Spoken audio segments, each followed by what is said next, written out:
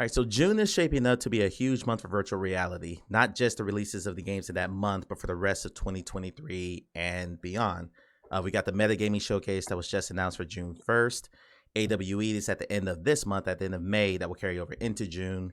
We got the UploadVR Showcase, that will be sometime in June. And the WWDC, which is Apple's big event where they unveiled their new technology, that'll be June 5th. My name is Mike Johnson. I'm community manager for 3 Pound Games, and we got together a panel of developers and virtual reality content creators to talk about everything that's coming. So let's go around the room here. I'll just start at the top of the screen order. D Scruffs, feel free to introduce yourself and who you are and what you do.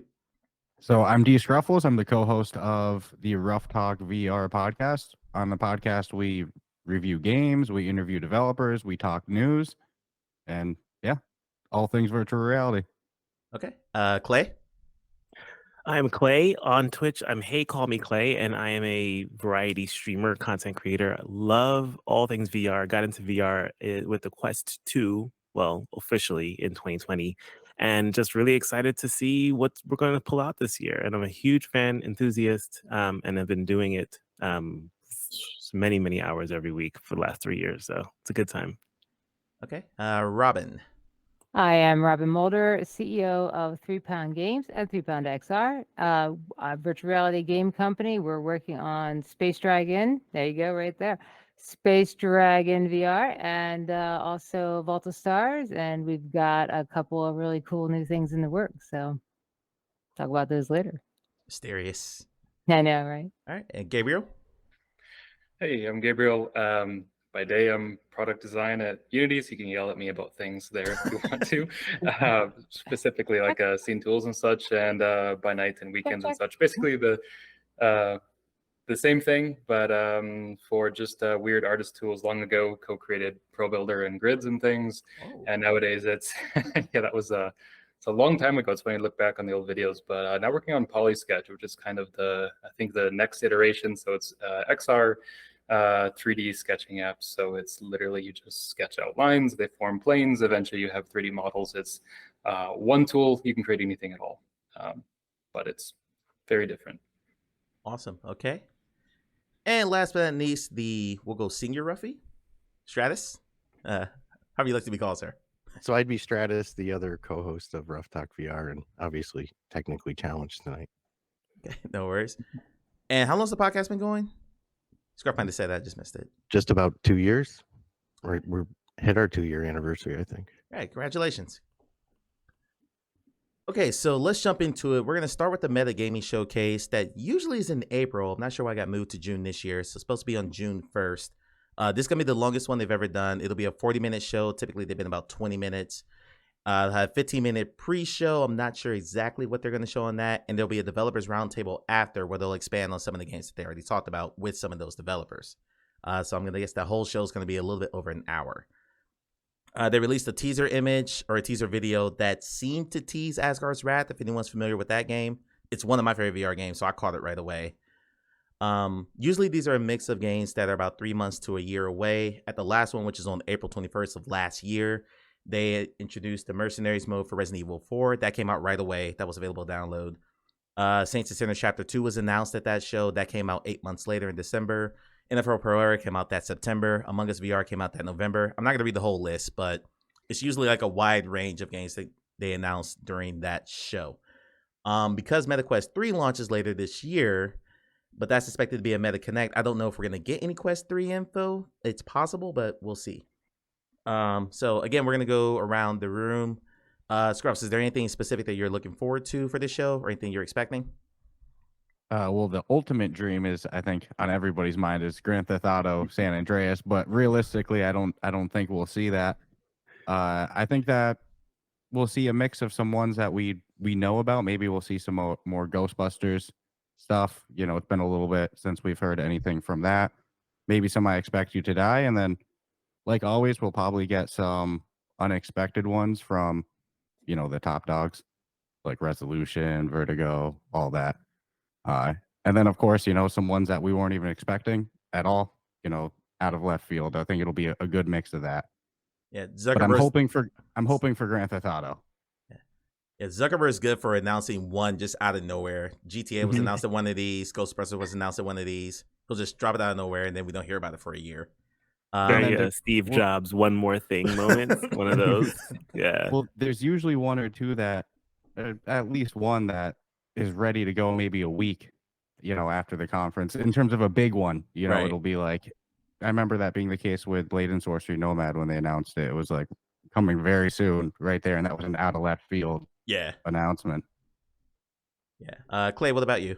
Yeah, I'm it's funny. I am actually one of the few people who really wasn't looking for Grand Theft Auto. So like I'm I'm like, I'm good. You know what I really want though? I would love to see some ports of some of the big games like the Lone Echoes. I would love to see like Quest native versions of those. That would make my soul so happy because I think that those titles really need to be in the hands of way many people than they have. So I'd love to see a lot more of that, like shiny, polished, but somehow optimized to Quest 2. And I feel like with the Quest 3 coming so close, I feel like it'd be remiss for them to not mention something about the Quest 3. But it's really just a guessing game at this point. But that's what I'd love to see. I'd love to see some like high quality ports coming through for the platform. Lone Echo, please give it to me. I know. Yeah. Right. I'm going to jump to Stratus because I actually have a slightly different path I want to take with the two developers on the call. Stratus, what are you excited about for the Meta Gaming Showcase? I've been on the GTA bandwagon since they announced it, but I'm now at that. I think I said on the show the other week, I'm like at 50-50 now. I don't necessarily believe I'm going to see it, but at the same time, if the day after the event they dropped it, I wouldn't be surprised, but I'm kind of holding out for that. I always got the impression that Zuckerberg announced that when development had like just started, because I'm trying to I have to remind myself that Meta's learning how to be a gaming company. So you might not have had the concept of, hey, games take really, really long to make, as Robin and Gabriel can both attest to. It's not something you could just flip in a couple of months. So really, I always thought it was like, you just hop on the Unity, press a couple of buttons, and then we're good. No, that's not how that works. Gabriel just cringed at that. I'm a big fan of that phrase, hop on the Unity. I'm going to use that. Yeah. Just hop on the Unity, get some stuff done. That was good. Yeah.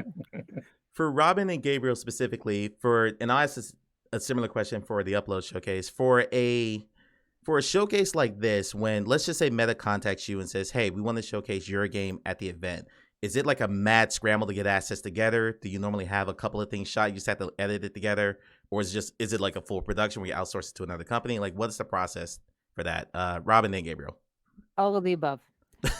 Depends what it is, right? So if there's enough time to outsource to another company, so we have primarily used Untitled 9.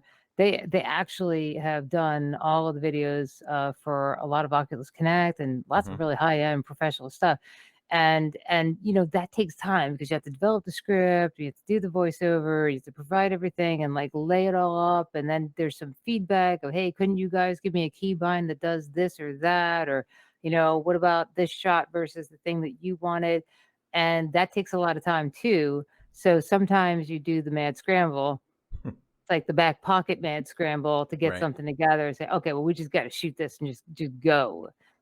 So yeah, it's a little bit of everything, and absolutely worth the all-nighters for that kind of press, because you can see that difference between how much you hustled to get your game out there versus a big game, known name, known IP, can just drop it in one of these things and they're like, yeah, good to go.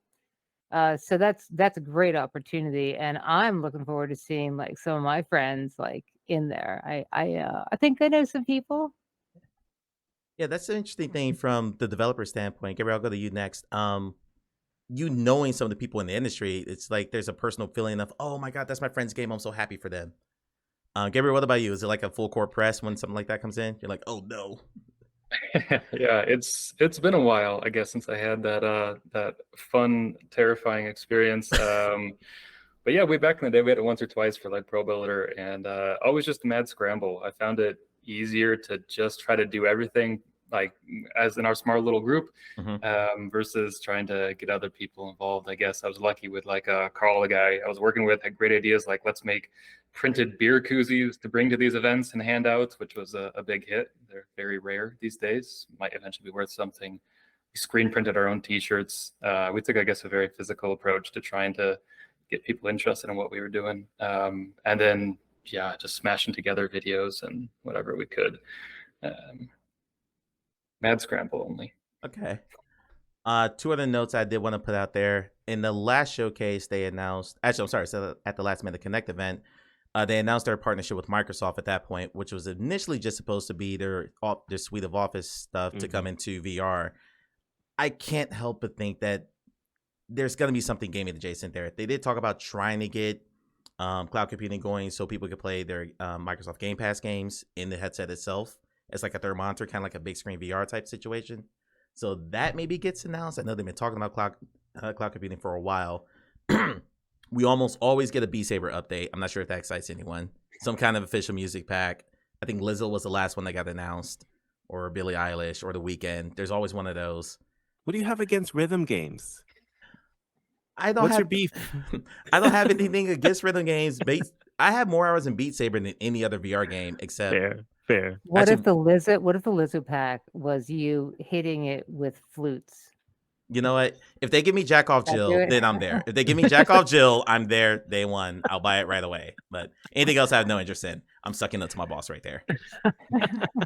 And the other one's Roblox, which whether you're a fan of Roblox or not, you have to admit an IP that big would be absolutely massive for VR if they do pull that off. That one's been rumored for over a year. That would be cool. That'd be cool. I'd love to play Doors actually, in because it's so low poly and it's just so immersive audio vibe, and just they've really been popping out those kind of cool games.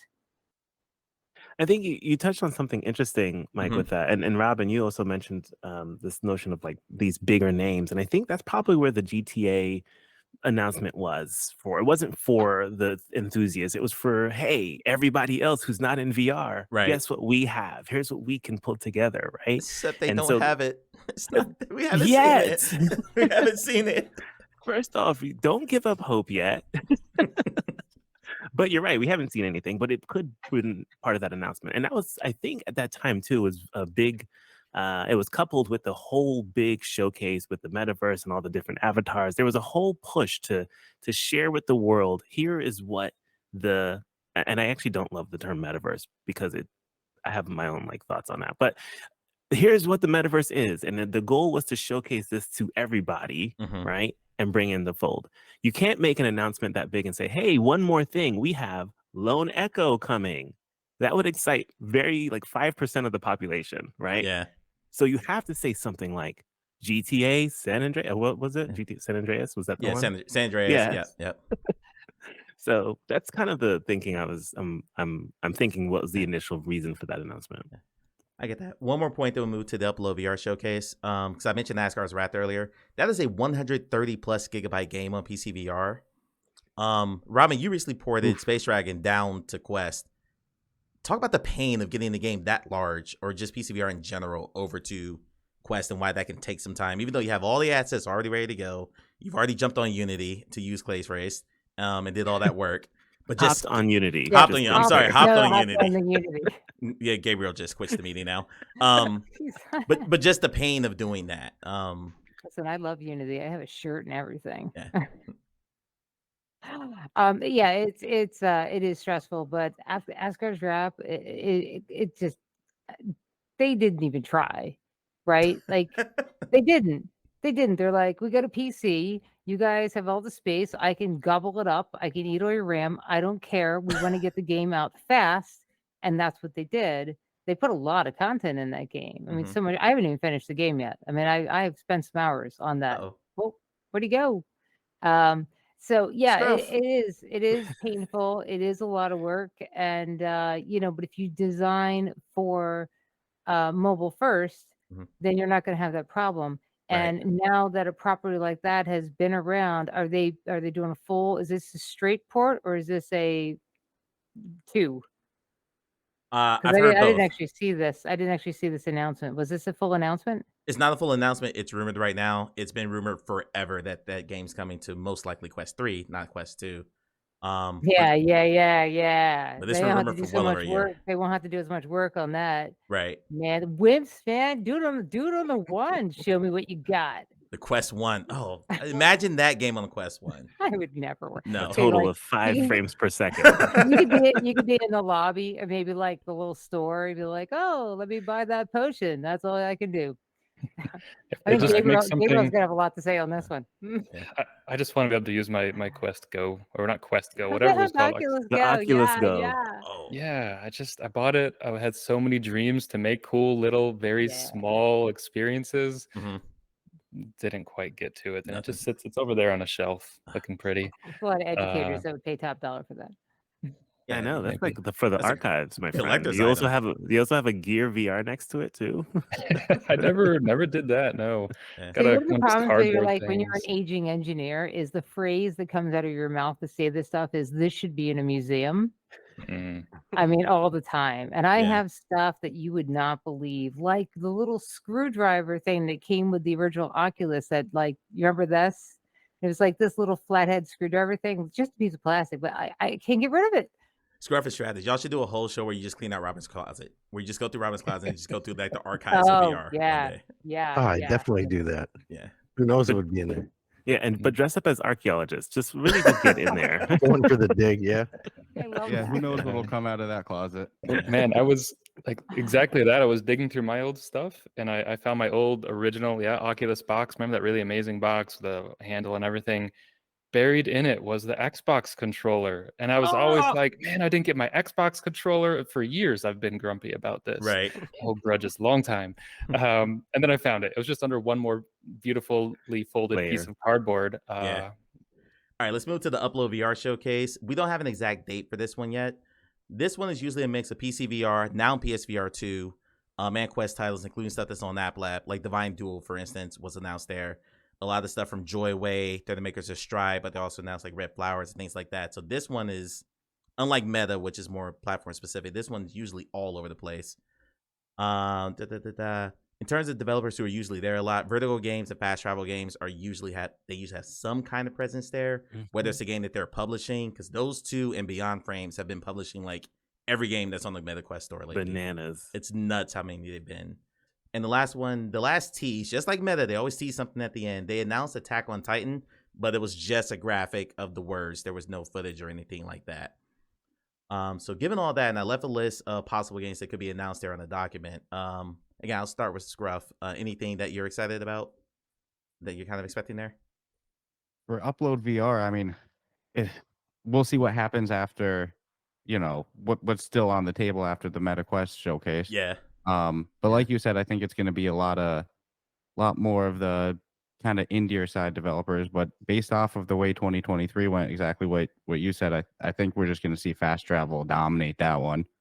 We'll probably see a couple, just speculatively saying, just a couple releases from them, because it seems like every couple weeks I go on Twitter and all of a sudden, there's another one. There's another one. Now budget cuts. It's like, so I think that we're going to see a lot of the usual names, like you said, maybe some less platform specific stuff with, some PSVR titles and stuff like that. But I'm expecting a strong Fast Travel presence, definitely. One thing that you said in your Discord recently that we were talking about back and forth was it seems like everything that we thought would be at either one of these showcases comes out in like the next 2 weeks. It's like literally everything that we talked about is like, this drops next week. This drops the next week after that. So there's very little on what we could expect here. Yeah, that's why. Sorry, I was gonna say that's why I was like, let's get past the MetaQuest showcase, because exactly that. Everything that I would have thought was going to be at the MetaQuest showcase has suddenly started to pop out the last week. Right. So who knows by the time we get to the UploadVR. Yeah. Stratus? Yeah, when we were talking earlier in the week, my big thing is everything right now is speculation. It's like we can guess and wish and hope, and games are dropping by the fistful every single week. Games are stealth dropping every single week. So I don't even know what's going to be left on the table for us to get excited about. But Fast Travel, yeah, definitely. That's about my only thing I might put stock in. Other than that, I don't know what's going to happen from then till now. I mean, for all I know, Ghostbusters will come out next week. I have no clue. If they shadow drop that game, I'm gonna lose my mind. I know you hate shadow dropping. I can't live for stand shadow it. dropping. can't I'm like, stand oh, it. it's respecting- available now. Starting to respect it. I can't stand it.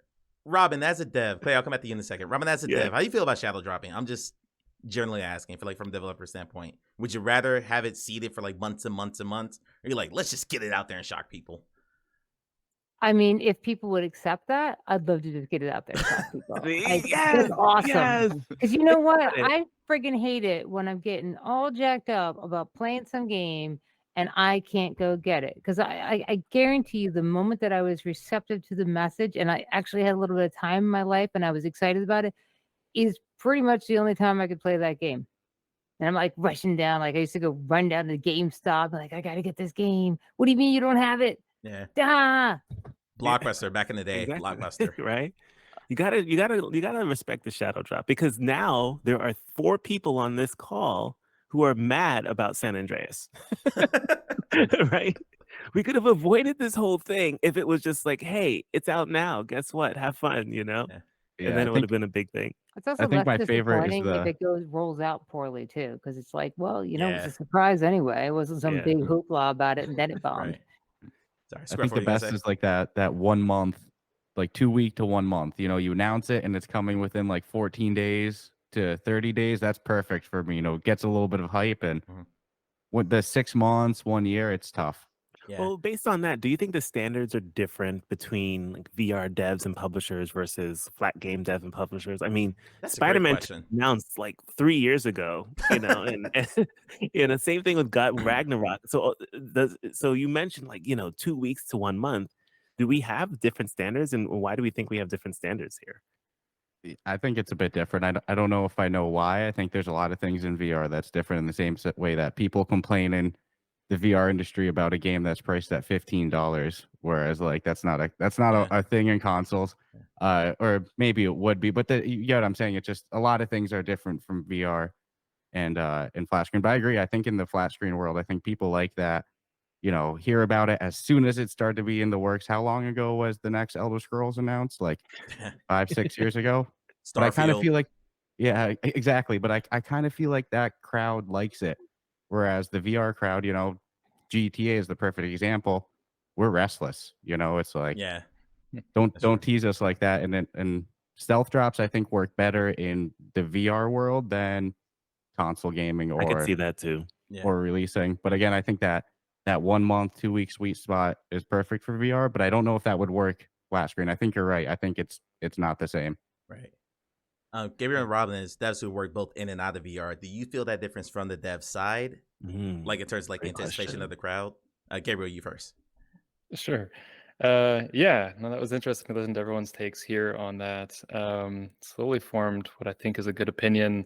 I think it's because with VR or XR, mixed reality, all that stuff, even now we're still figuring out what is actually good and fun and what can even be done with it, all that. Mhm. So sometimes, I think someone, I already forgot, someone said it was you're restless, right? And that's kind of part of it. I think also as consumers or whatever of it, and us as well, of course, we're what is the new mechanic that may come out soon? Back when Super Hot was a new thing, it was wow, this is an awesome use case for this, and there's new ones for that as well. For me, I'm kind of on the creative app side. I love to see what new things might be coming out with that. I was curious, and it sounds like, Robin, you're kind of in the same boat as I am, where the time to actually play games has become very little. So when it is it's that window you got to hit. And I've fallen over to the other side where substance modeler and whatnot. That's become my interest. Yeah, no, I think it's different because the resultant interaction is so different. You can't really guess what you're going to get, I think, until it's really tried by a lot. Okay. And Robin, you're gonna have the and last word here. and I'm going to just pick up on where you're leaving off there because it's so different by the person. And rough talk. We talked about this actually just the other week that you don't know, you as the consumer, are you going to like the same thing you liked in flat screen? Are you going to like something different? Or maybe you're going to decide that I'm more in a creative mood because I'm in this spatial world using my hands. Maybe I want to use Polysketch and like make a cool little thing for my fish tank down there in mixed reality or something crazy like that. I want to do cool stuff. That's actually what I was doing with my fish, by the way. I was like trying to make her go through. Like, that's because she was too fat and she got stuck in the castle, and like so we had to kick the castle out. True story. I am not making this up. She's got a scar on her side. I don't want that to happen again. So mixed reality castle. It sounds good. Yeah. Check is in the mail. Okay, as awkward of a segue as that is, you brought mixed reality in. So let's talk about Apple. The WWDC show will be in the first week of June, and that's when Apple is supposed to unveil their new virtual reality, mixed reality headset. Just to run through some of the specs on this, the rumor price is supposed to be about $3,000. It's supposed to have full color pass-through with a Apple M2 chip. That's the same one that's in a MacBook Pro. Full eye tracking, full face tracking, micro OLED lenses. Those are, Robin or Gabriel probably expand on that. Those are really expensive. It's not expected to ship with controllers. All the interactions will be hand tracked, and it's supposed to utilize most, if not all, of the full current suite of iPad apps and Apple specific apps. Before we run through all that, I'm gonna go around the entire room. I'll start with Scruff. Are you Apple or Android for most of your other technology? This is the religion question, and we're Yes. allowed to ask. What is your religion? Well, for phones, I always fluctuated back and forth when I was buying my own phone. I was never like married, but right now I have an Apple phone because that's my work supplied phone. Okay. It's convenient. I like it, but it's also just what's supplied to me.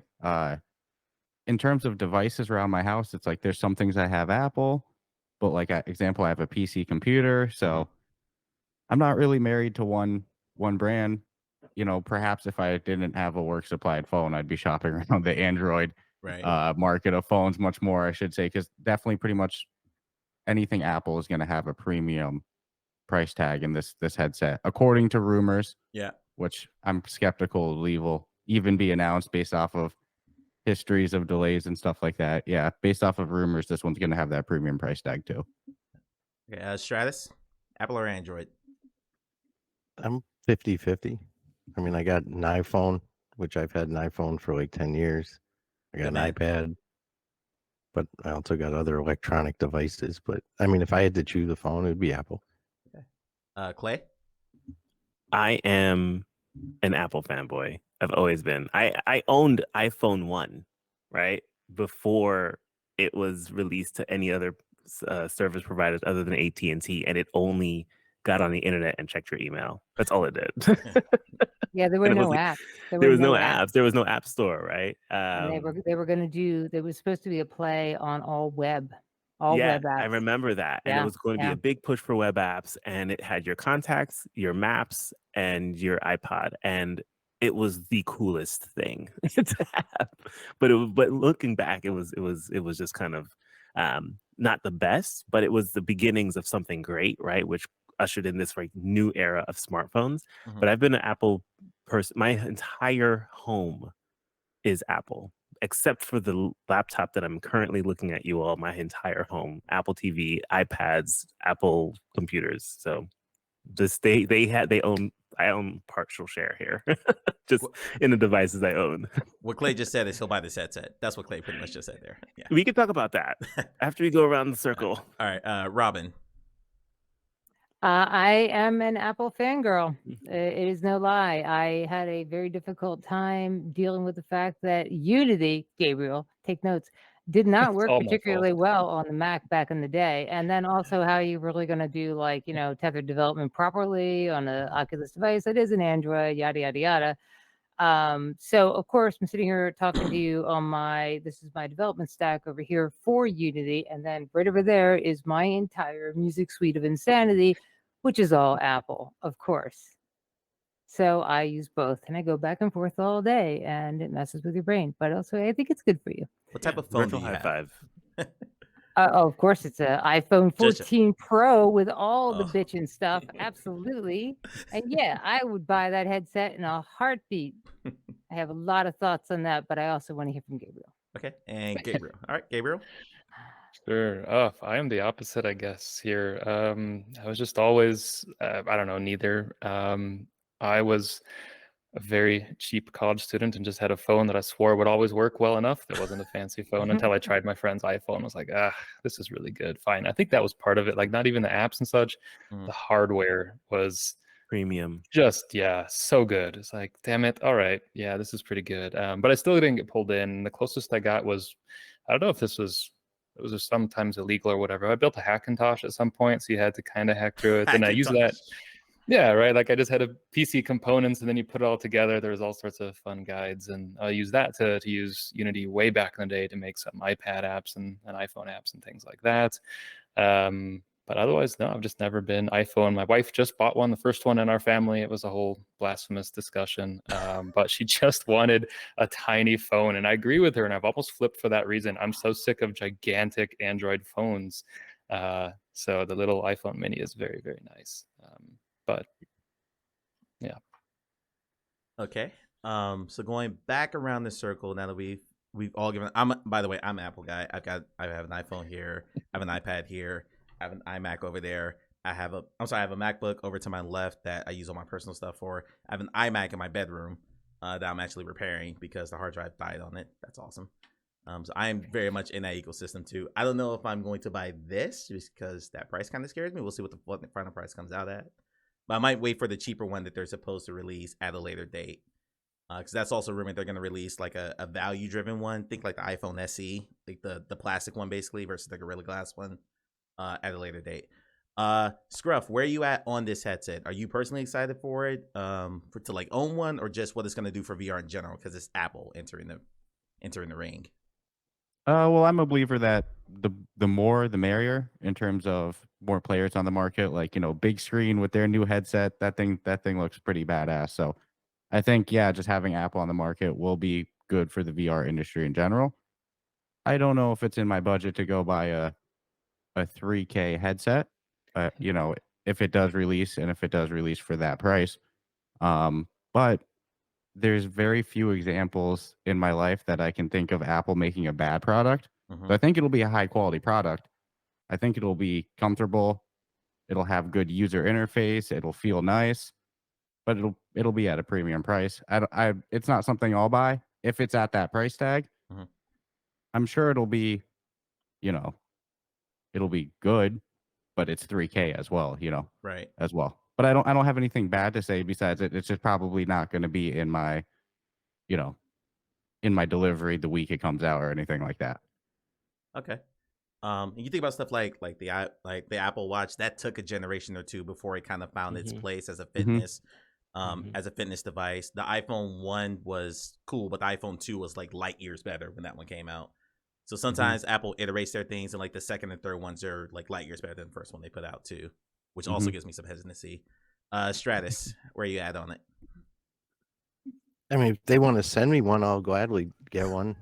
I'm not spending 3K on a, their reputation is great. It's like, but I don't know. They're financially capable of absorbing the ability to take a beating, but it's not a consumer headset to me for like the average person. Right. It's going to be a very small percentage of people, but I'm curious to see how it performs, especially being all hand tracking. So no headset for me though. Yeah. Clay? Yeah. I contrary to popular opinion, I don't think I'll be purchasing this one. The reason is, well, as I say here now, let's see what happens when it comes out, and I'll have to look at my bank account and then look at my wife and then look back at my bank account. So we'll have to have that whole staring contest first. But one, I'm excited for them to enter the space. I think that it'll help validate VR, XR, MR, any other acronym that you want to put together as a thing that should be in the hands of many people, right? And it's not just set to this niche of gamers or tech enthusiasts, right? So the hope with Apple's entry here is that they validate that this is a future of interaction, communication, the future of work. So there should be a lot of that. I don't think they'll be playing into the game space as much, even though they probably could, but I don't think they do as well as say like a Meta or big screen Valve, etc. from a hardware perspective. So or Pico, etc. So I'm excited for it. I don't think I'll be getting one. I will revisit this discussion when it's announced, and I can see how much sway they're marketing, because their marketing is going to be really good. Right. Right. So we're going to see how sexy these things look on the screen.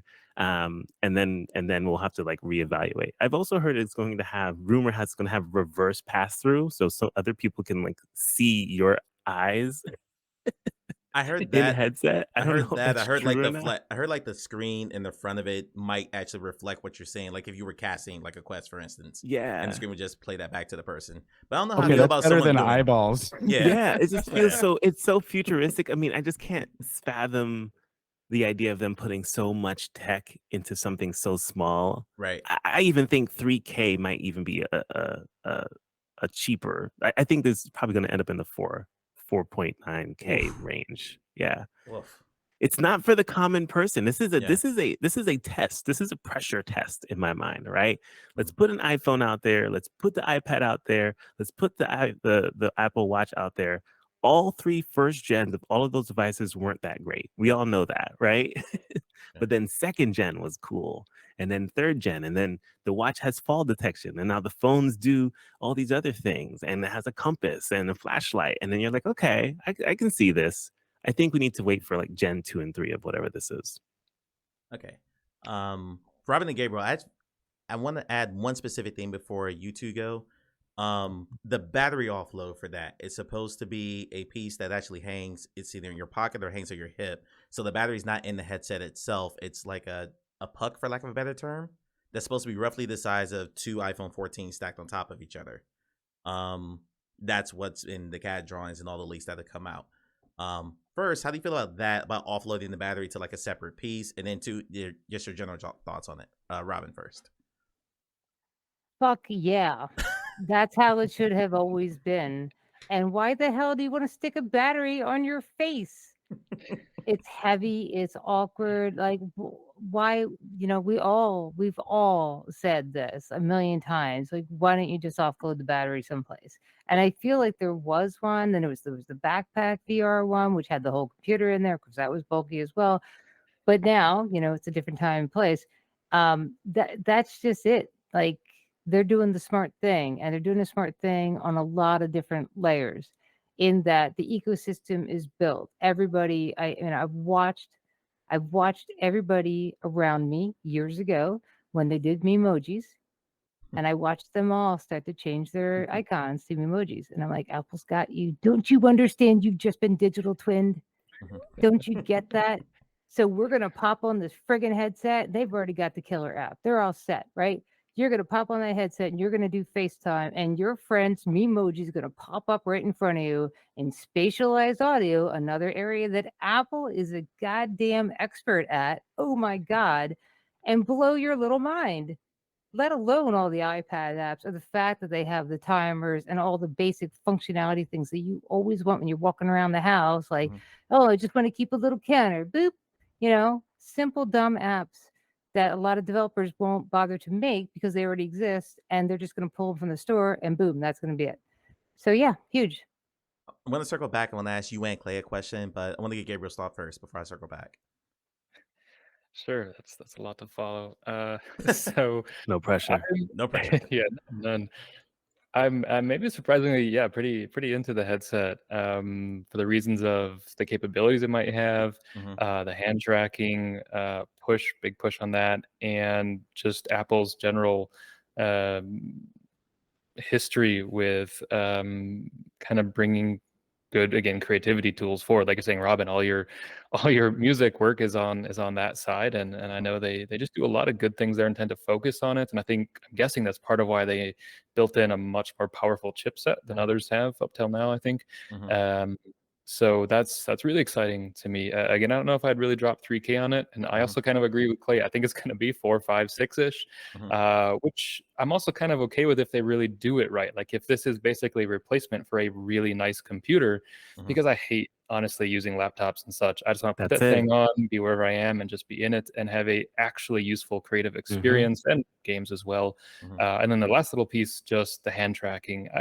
I think, you know, I know Meta wants to get there, and they will get there, HTC, et cetera, but it's good to put some fire under them, I think, to make it really happen, because it's not quite good enough. We're really trying to make that work for things like PolySketch as well. I just want to like interact and do all this work with my hands. It's so much nicer than having to have controllers, but it's not really good enough tracking yet for that. So if Apple pushes that forward, I'm super happy. Gabriel kind of touched on what I was going to circle back to Clay and Robin on, just because I know you two specifically own Quest Pros. Do you feel like that everything that Gabriel just talked about and all the apps and all the integration that's going to come with the Apple One, do you feel like that's one of the missing components that Quest Pro didn't have, and that's why that headset struggled? Clay, you first. I love this question because one, I love my Quest Pro, but I don't use it as much as I wish I did. And one of the reasons I loved it was because I was using it as a second monitor, second, third, fourth monitor, actually. So I have my laptop, right? So I work from home. So I have a laptop. I don't have a big desktop space or anything like that. So the Quest Pro was my solution to having multiple monitors, and it was fantastic. But except for the fact that it didn't have a display port. So there was always a 10 milliseconds of latency that would just bug me just enough to not want to stay in it too long. I didn't have any problems with comfort, but when I wanted to use it for this reasonable level of utility, there was a part of it that was a little bit lagging for me. And so what I'm excited for, what Gabriel just mentioned, is if this is a replacement to a computer and I can essentially snap on and one of those Apple keyboards and their magic mouse connected to the headset, and that's my PC, that will be a game changer, and that will be worth 5,000 easily. And then to your point, Robin, they already have this ecosystem built. You know, I don't have to worry about, hey, make sure you friend me on the Meta Quest so that we can like chat in our space. I already have your phone number. I'll FaceTime you right here without having to change anything. And so that's what I think is going to really drive the success of this thing, is that level of utility that a lot of the other headsets just don't offer, just because the ecosystems haven't been built for many decades like Apple's has. Okay. And Robin. Yeah. And let's not forget the watch, right? Like any other device that they already have associated with this. So if I have that thing on, I could pull my watch up and boom, I have a spatial location of where a device is. And now I could put out an entire panel display on your arm and you could go boop, boop, boop, boop, boop, boop. Oh my God. Yep. Like the possibilities are endless with the fact that it's all integrated and done. It's all done. And Facebook can't get there with this sort of thing because nobody trusts them with their data and like the wall, and they had to put the wall back up between Meta and Facebook. You know, it's just too much. The watch thing, I think you got a good point there, because there's sometimes Apple will release a small feature that I'm like, oh my gosh, that was amazing. Do you realize how I freaked out during COVID when they allowed you to unlock your phone while wearing a mask just because you had a watch on? I was just unlocking my phone for fun, just walking around, just unlocking it, just to see if I could do it. So yeah, I'm I ready. don't know about you with the Pro though, but how many times have you tried to unlock your phone with the Pro on? You're like, oh, yeah, come on. But that'll work on Apple. 100%. Because then you'll get a big screen of your phone. But whoop, amazing. All right. The last. Sorry, go ahead. I was going to say real quick, are we all convinced that it's going to come out this year? I'm not 100% convinced that the announcement's going to come at that event. I'm pretty skeptical, not to be a naysayer. I think that it will be announced because Apple, here's my thought. Apple is very particular about leaks, right? And there's been enough public rumblings and people who've said, oh, I've seen this headset and it's amazing, you know? There's enough public rumblings that Apple has to follow through. And even the street, like New York Times, popular media, is even aware that this thing is supposed to happen. And Apple hasn't denied that, right? So I think they will announce it. Whether it will come out this year is a whole completely different question. But I do think that there will be some, even a teaser. Like at the end, Tim Cook may say one more thing, and there will be this very opaque version of a headset, and then like end scene. You know, I think he walks out with that thing on. I think he literally walks out on stage with it on and say, "Here it is. Let's talk about it for an hour." It'd be so boss if he did that and then literally just drops a mic and then leaves. That's it. Done That's with the whole it. show. Hey, 10 hey, seconds long. Yeah. Quits the company. I'm done. Well, as long as it's a real teaser, not like, wasn't it last year when they played that commercial and then everybody freaked out? And then it was like, no, that was just a commercial for a TV show. So as long as it's a legit teaser with an actual headset, then I'll be excited. All right, our last topic is AWE 2023. I'm gonna kind of go out of order just a little bit. I'm gonna start with Stratus. You and Scruff just went to, was it PAX East a few weeks ago? Yeah, PAX East. But So we will, unfortunately, will not be attending. I'm efforting going, but Robin so far has not approved. Not that pulling yet. the trigger. No, not approved. That No, yet. you should definitely go. Yeah. So when you go to a con like this, one, I mean, having been in podcasting for 2 years and now you basically you work in the space, do you have different eyes on it when you go as a content creator versus when you were just, a tech fan and a gamer? Like, is it different for you now than it would have been years ago? 1,000,000%. Yeah.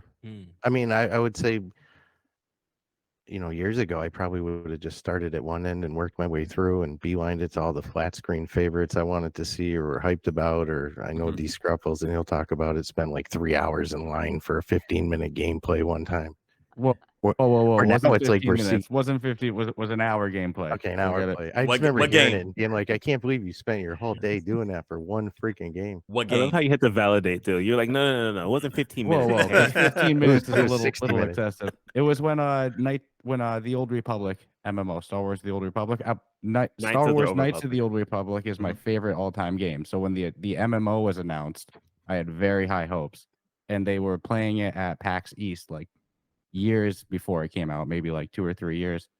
And it was like a little tech demo, and I waited like 3 hours, maybe like a 45-minute, 1 hour demo. It was pretty freaking sweet. I say no regrets either. No regrets on that one. No whatsoever. Even remembers. But yeah, now I'm deliberately wanting to know who's going to be where and what, scouting out the booth location before the doors even open, looking at the glass, and then pretty much hitting. Yeah, I swear to God, that's how it went down. Scruff, what about you? Yeah, well, I probably wouldn't have hung out and talked with the devs as much if I was, just a normal patron back then. And I agree with Stratus back. I didn't attend a bunch of conventions as a gaming fan before PAX East, going as a content creator, but I would probably imagine myself doing more of the start on one end and try every single thing. Did much more hopping around, focusing just on the VR that was there. We had a lot of scheduled things. That was kind of an interesting thing to go as media and have like scheduled things. I was like, oh, I guess it's time for this, So I think it's just a difference in how I would have approached it. If I went as a consumer, I would have started one end and tried to try everything like it's Disneyland. But going as a content creator, it's like, we have some interviews to do. Kind of want to hang out with, some people that we've been talking to virtually for the last 2 years. So yeah, just the difference in how I spent the day, I would say. Okay. And then we'll go to Des. We'll go to Clay. I'm leaving you for last. Gabriel, for a convention like this, what's the prep process? Whether you're an exhibitor, whether you have a full booth, or whether you're just going as, just as a developer, what's the prep process for you going into that? Are you scouting all the booths? Are you seeing who all your friends are going? Like, what's that process like for you? I think usually I just try to, the most important thing to me is to make it really worthwhile, sort of from a networking, from a financial, from a just spreading the word perspective, and also seeing what else is going on. So I put very little prep into what the actual thing is there usually, because that'll just kind of be what it's going to be, but it's about finding and making sure opportunities occur. So such and such people, like you say, are they going? Can I somehow connect, make sure they know I'm there at all, and so forth. Like, enabling opportunities or whatever. That sounds very PM talky or whatever, but I guess it is correct. Yeah. Okay. And Robin? Yeah, I mean that's right on. I mean, how did I meet Gabriel? Because we were at a super secret meta party with all the cool devs. It was so badass, you know. Awesome. And that's what we were there for. I didn't spend that much. I mean, gee, sure, I walked the halls in GDC and I tried to look at a bunch of stuff, but ultimately I was there for, you know, business meetings with people to move our projects forward. I was there to meet other devs in the space, people who I haven't seen for ages. And the whole time I'd show up, the Unity party, you show up the party, you're like, you're already planning the next party. Where are we going next? Okay, got that. Great. What's the cool thing to do? And just like try to meet as many people as humanly possible and try to connect people. I had some really cool moments where I'm like, hey, you should talk to you. Huh? And I love that. So much fun. Yeah. Because then you're really like, we're growing the ecosystem at that point too. Mhm. And that we're connected and we know each other. And I know Gabriel, and I'm already thinking of cool stuff I can do with Potluck Sketch, like for our business apps. And, you know, and this is what it's all about, because together we're going to build bigger and better products than just, you know, a couple people here, a couple people there, 5 people here. That's what has to happen. The big companies are struggling to make apps right now because the bigger and bigger the teams are, it gets harder and harder to manage the project, and it'll never get done. So like those little SWAT team pockets, like even in our company, we have SWAT team pockets of stuff going on. Yeah. And that's simply to keep it simple, but it does make it hard to manage the so many things going on part.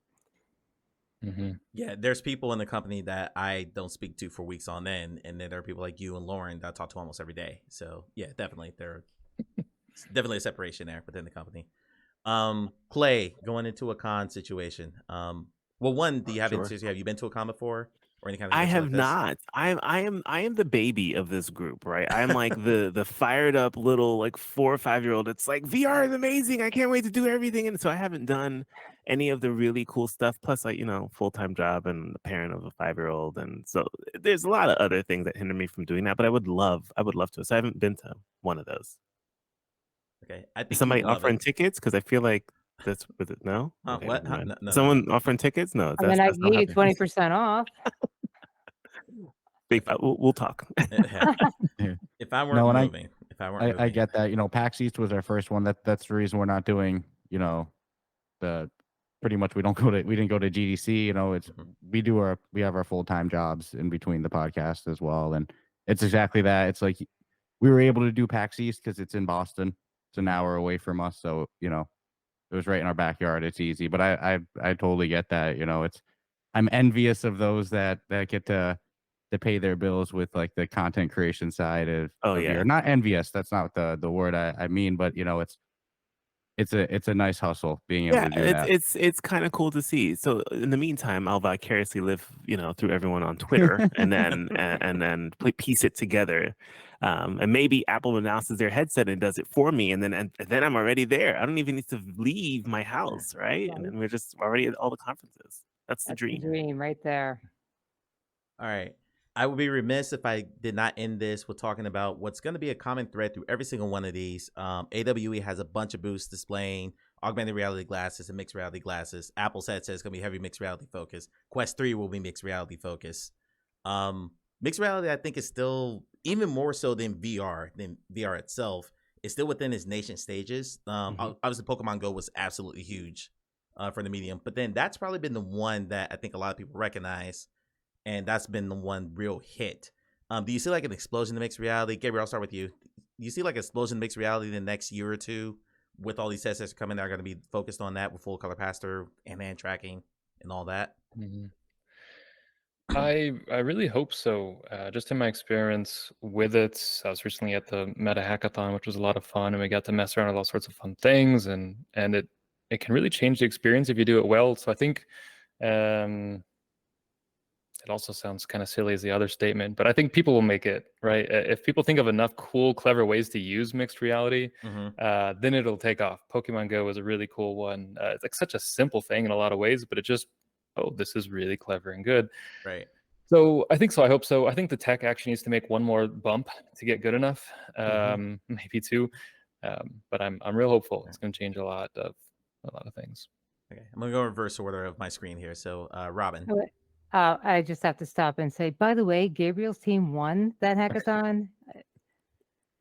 Modesty. Thanks Yeah, to Modesty. right, the people on the right. team, they were pretty Yeah, fantastic. yeah. That's He's working, amazing. he's working with Steve Rogers over there at Coaster Mania, who we know, and I don't actually know who else was on the team, but I There's don't know if you know the names, Wyatt. but Oh gosh, I don't know last names. I'm a terrible person. I know they weren't familiar to me And because Danny. Yeah. It was there was some great stuff going on there. So that was amazing. Yeah, I mean, I'm a firm believer in mixed reality because we have been making the most complex games in VR, thinking that people are going to be like, yeah, the big games are coming over. And you know what? That's not who's here. Who's here are the over 50, a lot of women, a lot of people who are just like, oh, I want to like just hang out and play mini golf and do simple, fun things. So, there's like that ramp of like, can you handle VR? Can you handle VR sickness? How long can you stay in the headset? All of these things, and how much gaming expertise do you have? So if I don't have to I don't have to be grabbing and grab, and I can throw away the controllers. And if I can just look at mixed reality and I'm looking through and there's stuff in front of me and I'm playing or doing whatever I need to do there, that's going to reduce that head load, and I'm going to stay in the device a lot longer. And it's easier for me to put my headset on somebody else and go, hey, you want to try my game? All you got to do is this. Boop, boop. Oh, I know how to do that. I do that all the time. And that's, basically why I'm my talk at AWE this year is on mixed reality. Like I'm all in, and hand tracking, because we're working on hand tracking, deterministic physics, multiplayer game, hitting all the sweet spots there so that people get that feeling of like, this is easy. I just do the thing and it happens. I don't have to think about it. And that's what's going to hook people right now is like we got to get them in baby steps, and then we can start sliding them into some heavier VR content and get them on the path. Awesome. That sounds like a good talk. Yeah, I know. I'm like, how can we get to access to this talk? Because I would love to hear this talk. Because I'm a true believer that VR is not our end state. I think it's some version of mixed reality, right? So someone puts on a headset or some sort of glasses, something lightweight, right? And they have their laptop in front of them. Maybe they can see their screen, but there's a Spotify widget and they can change their music just in the air. There's no controllers because we just want to use our fingers. We saw this with the release of iPhone 1. Steve Jobs he hated the stylus. That was the big thing back then is we had the styluses and all of these Palm Pilots and Blackberries. And Steve Jobs says, you already have a stylus and it's literally on your hand. So his goal was to make things, to your point, Robin, very, very easy. Those iPhones didn't even come with instruction manuals. It was like, it literally came with a sheet that just said hello, and that was it. Yeah. So and then there was like 14 pages of legal disclaimers. But that's it. No instructions. Right. None of it was helpful except for, hey, turn on the iPhone and then start, right? And that was it. And I think that's what we're going to see is this evolution. VR is our stepping stone to that future where it has to be easy and you can go in, put your headset on and play chess with your friend who's in, another city across the globe. So that's the vision. And so, yeah, I'm like you, I'm all in. And I'm just having fun in this, like what I will call a sandbox of the future of XR. Well, I mean, it'll be that too, though, right? Because once people get used to that, then they'll realize, hey, wait a minute, I could go anywhere in the world and be there. Yeah. Why wouldn't I do that? Let's go to Paris and have lunch, whatever. That's it. Exactly. Let's go to Stratus. First, do you have any experience with any mixed reality apps to date? And how excited are you? Just random demos, nothing that, was probably the most hardcore thing put together, but just something to show the potential.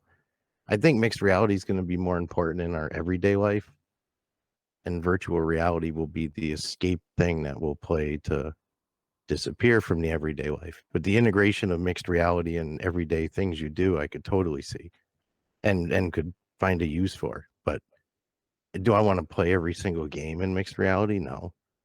I want to go to a different world or, escape that. But the two will exist. And Scruff, last word. So I think it'll be pretty big. It's funny. It feels like on the Quest 2 on Meta side, it's like that they weren't even expecting people to use the infrared pass-through at all for mixed reality. It seemed like such an afterthought, and developers, VR developers being who they are, they they squeezed all the juice they could out of it, and now we're seeing developers Good. like, Resolution with Spatial Ops, and the developer of Cubism, Thomas Van Bowel. I know he has that laser dance game that I've been watching a while. That one looks really cool, and that's with the limited technology on the Quest 2. Of course, the Quest Pro has color pass through, but in terms of which one sold 20 million units, it's probably the Quest 2 more than the Quest Pro. So I think it's going to be huge. If you look at how popular it's gotten with the kind of crappy black and white infrared cameras, I think once the Quest 3 has color pass through, if it sells anything like the Quest 2 did, and that many people have access to color pass through, I think it's going to be pretty big in the next 1 year. But I agree with Stratus. I think we'll see much more of work cases than game cases with it. Right. Okay. And we're gonna wrap it there. We're right at an hour. That's why I wanted to try to keep it. I want to thank you all for your time. We're gonna go back around the room one more time. Just let us know where we can find you on social media and any projects you want to plug or anything you want to talk about that you have coming up. So Scruffy first. Yeah, you can find the podcast everywhere you enjoy podcasts. That's Apple, Spotify, Podcast Addict, Castro, all the random podcast apps. You can find us Rough Talk VR, RUFF. We're also on YouTube as well. We do video versions there. And then social media is nice and simple. Rough Talk VR everywhere. Okay. Stratus, anything you want to add to that? I'll throw in our Discord. Yeah. Usually the Scruffles handles that one and I jump onto YouTube, but no, our Discord is pretty, I'll say, community friendly, very non-toxic. I agree. Cool place I'm to in hang there. out. Yep, you're definitely active. But if you type in Rough Talk VR in any search engine, you'll have plenty to peruse over. Okay. Clay, where can we find you? My name is Hey Call Me Clay. It's very easy. The instructions are there. You can find me on all major social platforms: Instagram, Twitter, TikTok. But I stream on Twitch 3 days a week. And I do a lot of VR. We do VR and flat gaming just because I think people miss seeing my eyes when I play. So we do some flat gaming. But very great community, super conversational. We'll talk your ears off about VR. My saying is, if you ever want to know a little bit about VR, don't ask me because I will be talking about it the entire time. So feel free to find me at any of those platforms. We'll be happy to welcome you. Okay. Robin? Well, myself, Twitter, Robin Mulder, and of course we have 3 Pound Games on Twitter. We have 3 Pound Games YouTube. We got a lot. We got a website. Help me out, Mike. There's also 3 Pound Community XR. manager. There's also 3 Pound XR for our non-gaming related stuff. That's 3LB XR. Yeah, it's not 3 Pound POU. Skip that. It's 3LB. It's the weight of the brain. Yeah, 3LB Games 3 on. pounds. Yeah, so But you got to be American to get it. So Yeah, so 3LB Games That's okay, on because Twitter, the YouTube, all Europeans that. think it's kind of hilarious. Like, wait, does it cost £3? Like, Yeah.